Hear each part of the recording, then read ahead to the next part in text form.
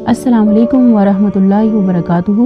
Welcome to my channel. उम्मीद है अल्लाह के फजल करम से आप खैर आफियत से होंगे। आज हमारा लेसन नंबर 4 है। आज हम पढ़ेंगे तिब्बे नबवी में जख्मों का तरीका इलाज। सही हैर में अबू हाज़िम से रिवायत है कि उन्होंने अबू सहल बिन साद को ये कहते हुए सुना कि रसूलुल्लाह सल्लल्लाहु अलैहि वसल्लम के जख्मों का इलाज उहद की जंग में कैसे किया गया।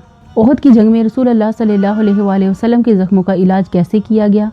तो आप सल्लल्लाहु अलैहि वसल्लम ने फरमाया कि आप सल्लल्लाहु अलैहि वसल्लम का चेहरा मुबारक जख्मी हो गया। आप सल्लल्लाहु अलैहि वसल्लम के अगले दांत टूट गए और खुद यानी कि हेलमेट चूर होकर सर में घुस गई। हज़रत फातिमा रज़ी अल्लाह ताला अन्हा आप सल्लल्लाहु अलैहि वसल्लम की साहबजादी खून धोती थी और हज़रत अली रज़ी अल्लाह ताला अन्हो जख्मों पर पानी ढाल से बहाते थे। जब हज़रत फातिमा रज़ी अल्लाह ताला अन्हा ने देखा तो आपने चटाई का एक टुकड़ा लेकर जलाया। जब राख हो गया तो आपने जख्मों पर उन्हें चिपका दिया, जिससे खून बंद हो गया। इससे हमें मालूम होता है कि तिनके यानी झाड़ से बनी हुई चटाई की राख से खून बड़ी उम्दगी के साथ बंद हो जाता है, इसीलिए कि इसमें खुश्क करने की सलाहियत मौजूद होती है। इसके अलावा इससे जख्मों में चुभन भी महसूस नहीं होती, क्योंकि जो दुआएं खुश्क करने की सलाहियत रखती हैं अगर उसमें खलिश अंदाजा हो तो उससे खून में सोजिश पैदा हो जाती है और खून मजीद बहने लग जाता है। लेकिन इस राख में एक अजीब करिश्मा है जिससे कि खून मजीद बहने की बजाय रुक जाता है। इब्न सीना ने कानून में लिखा है